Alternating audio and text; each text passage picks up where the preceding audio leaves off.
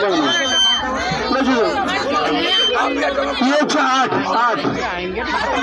8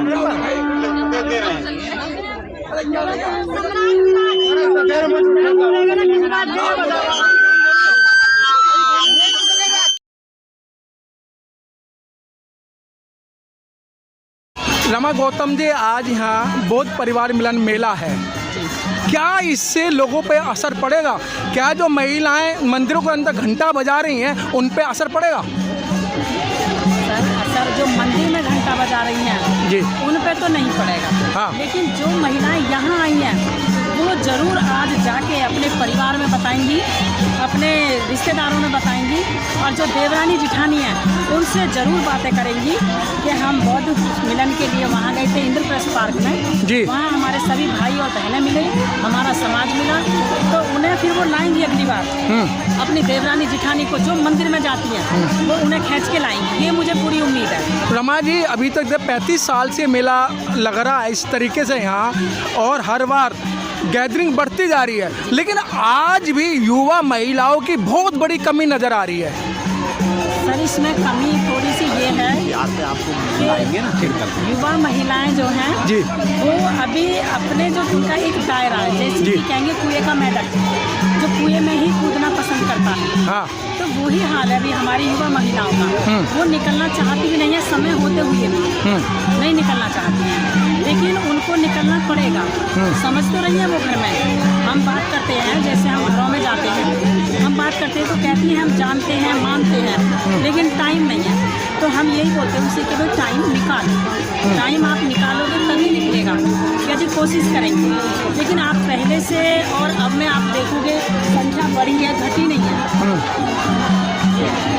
संख्या हमारी बढ़ी है, घटी नहीं है। लेडीज की भी और पुरुष भाइयों की भी संख्या हर साल बढ़ती है, कम नहीं होती है। तो ये हमारा एक प्रयास है और बहुत अच्छा है और अच्छा चल रहा है। लेकिन रमा गौतम जी, जिस तरीके से कहीं खाटू श्याम का जागरण हो रहा हो और कीर्तन हो रहा हो, वहाँ बढ़ चढ़कर महिलाएं भाग लेती हैं, लेकिन हाँ, बड़े दुख की बात है। मैं सर आपको बताऊं, क्योंकि हमारी पढ़ी लिखी महिलाएं भी खाटू श्याम जाती हैं और जो वर्किंग लेडीज़ हैं वो भी खाटू श्याम जा रही हैं।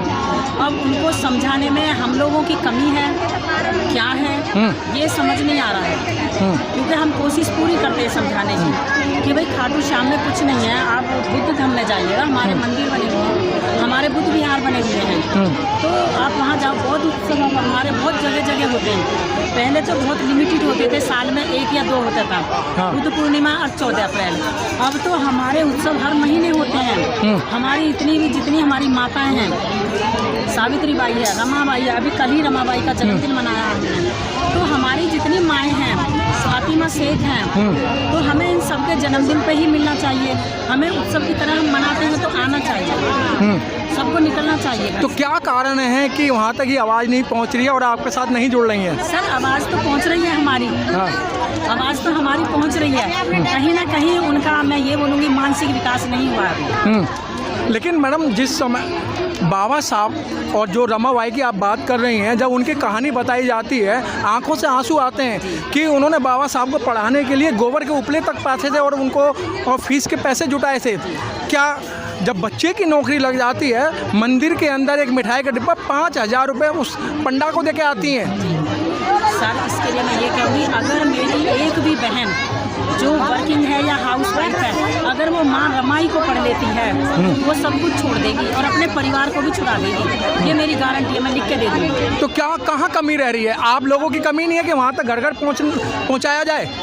सर ये आप कह सकते हो हम लोगों की कमी है कि हमारे उससे उनमें जन चेतना नहीं आ रही है। हाँ। बाकी हम लोग भी कोशिश में लगे हुए हैं। अभी आप यहाँ चारों तरफ कैमरा घुमाइएगा, जितनी ये बहनें हैं सब एक्टिव हैं और सारी बहनें निकली हुई हैं और सबका काम यही है, मिशन को आगे बढ़ाना, महिलाओं को शिक्षित करना और बाबा साहब के धम्म को आगे ले जाना, यही काम है। क्या संदेश देना चाहेंगे आज के दिन? मैं आज के दिन यही संदेश देना चाहूँगी कि जितनी भी मेरी बहनें हैं, हाँ। यहाँ से जाने के बाद प्रचार प्रसार रहता है बुद्ध विहार में भी और घरों में भी। ठीक है मैडम, बहुत बहुत धन्यवाद।